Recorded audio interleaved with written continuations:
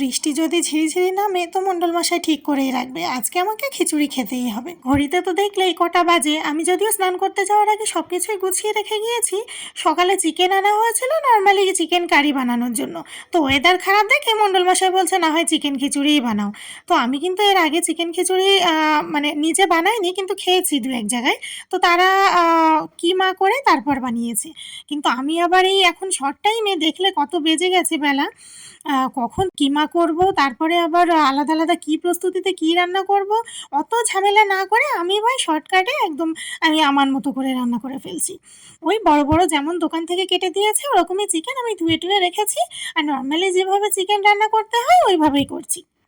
তো আলুগুলো আগে বড় করে কেটে ভেজে নিয়েছি, সুন্দর করে ভেজে উঠিয়ে রেখে এখন তেলের পরে আমি জিরে শুকনো লঙ্কা তেজপাতা ফোড়নে দিয়ে আর পেঁয়াজগুলো আর কি ভালো করে একটু গোল্ডেন ব্রাউন করে ভেজে নিয়েছি। আর মিক্সিতে যে মশলাটা দেখছে, মশলার পরিমাণ হয়তো তোমরা অনেকটাই বেশি দেখছো, একটু পরে দেখেই হয়তো বলবে যে চিকেন এত কম আর মশলা এত বেশি কেন। যেহেতু খিচুড়িটা দুবেলার জন্যই করছি আমরা দুজনের জন্য, মানে ওই ধরো দুবেলা মানে 4 জন মানুষ খাবে সেরকম আর কি। তো পুরো খিচুড়ির জন্য তো আর আমি আলাদা করে আর পরে মশলা দেবো না। ওই জন্য চিকেনের পরিমাণ ছাড়াও আমি খিচুড়িতে যে মশলাটা দেবো সেই পুরো মশলাটা একবারে আর কি দিয়ে কষিয়ে নিচ্ছি।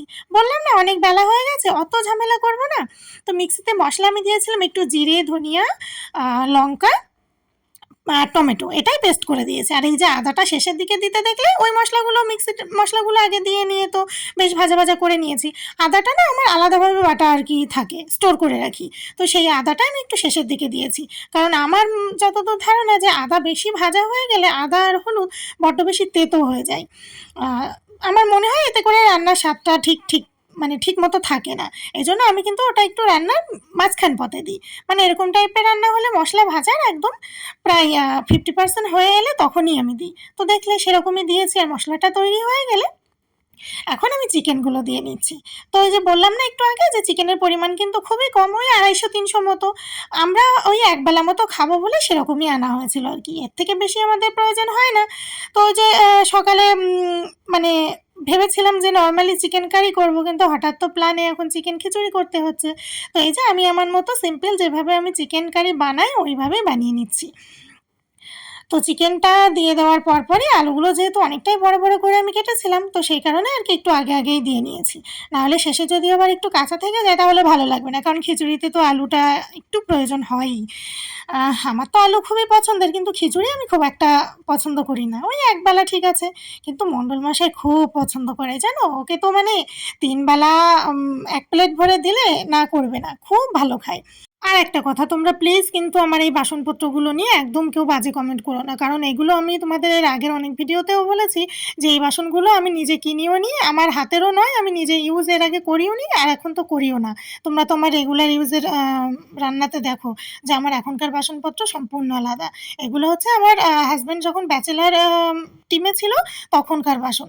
তো বুঝতেই পারছো ব্যাচেলার মানুষরা ওই অফিস করবে নাকি বসে বসে মেয়ে মানুষদের মতো ওই ঘষে মেজে বাসন পরিষ্কার করবে, সেই কারণে কিন্তু বাসনগুলো এরকম অবস্থা। তো তারপর যে যার মতো ভাগ হয়ে গেলে আমাদের ভাগে যেটুকু যা বাসন পড়েছে এইগুলো হচ্ছে আমার কাছে রয়েছে। আর এগুলো আমি যেহেতু ইউজ করি না আর আমার ব্যক্তিগতভাবে ভালোও লাগে না, পছন্দ হয় না। আর তাছাড়া আমাদের দুজনের জন্য এগুলো অনেক বেশি বড় বড়, আর সেই কারণের জন্য আমি এগুলো যেহেতু ইউজ করি না এগুলো আমি আমার মতো করে ধুয়ে মেজে উঠিয়ে রেখেছি। কিন্তু যেগুলো ওই বহু বছর ধরে ধরে ওরা ব্যবহার করে এত খারাপ বানিয়ে রেখেছে সেগুলো আমার গায়ে অত বল শক্তি নেই যে মেজে ঘষে আমি ওঠাবো। আমি যতটুকুনি পেরেছি করেছি। ওই জন্য বললাম যে তোমরা কিন্তু এই বাসনপত্রগুলো নিয়ে একদমই কেউ কিছু খারাপ বলতে এসো না। এই কড়াইটাও আমি নিজে কিনে নিই, আর পাশে যে প্রেশার কুকারটা দেখলে ওটাও আমি রেগুলার ইউজ করি না। প্রেশার কুকারটা খুব সম্ভবত 3 লিটার বা 4 লিটারের হবে, দুটোই খারাপ জানো তো, একদমই আমার পছন্দ না, ওই জন্য আমি উঠিয়ে রাখি। তো যাই হোক দেখো, আর চাল আর ডালটা না আমি আমার মতো পরিমাণ মতো নিয়ে, আর ডালটা মুগ ডালই ছিল, ভেজে চাল ডাল ধুয়ে সুন্দর করে আর কি প্রেশার কুকারে বসিয়ে দিয়েছিলাম, সিটি দিয়ে নিয়েছিলাম একবারে। তোমরা প্রথম দিকেই আর কি দেখে নিয়েছো সেটা। তো তারপর দেখো সেদ্ধ হয়ে গেলে সেটা আবার প্রেশার কুকার থেকে নিয়ে মাংসের সাথে ভালো করে মিশিয়ে নিয়েছি। যতটুকু আমি গাঢ় রাখবো সেই মতো জল নিয়ে হালকা একটু গরম করে জলটাও দিয়ে দিয়েছি। আর শেষে দেখলাম একটু লবণ কম আছে, একটু লবণ দিয়ে গরম মশলাও দিয়ে দিয়েছি। এভাবেই ঝটপট সিম্পল চিকেন খিচুড়ি বানিয়ে নিলাম। আমি তো এর আগে কখনো বানাইনি, তো সেজন্য আমি অত ডিটেলসে জানি না। আমি নিজের মন থেকে যেভাবে যেরকম পেরেছি সেভাবেই বানিয়েছি। কোনো যদি ভুল ত্রুটি হয়ে থাকে তাহলে তোমরা একটু কমেন্ট করে দিও, আমিও তাহলে জেনে যাব, শিখে যাব। আর এখন বরমশাইয়ের জন্য থালায় বেড়ে দিয়েছি। তো ভিডিওটা কেমন লাগলো অবশ্যই কমেন্ট করে জানিও, ভালো লাগলে একটা লাইক করে দিও আর আমার পেজটাও ফলো করে রেখো।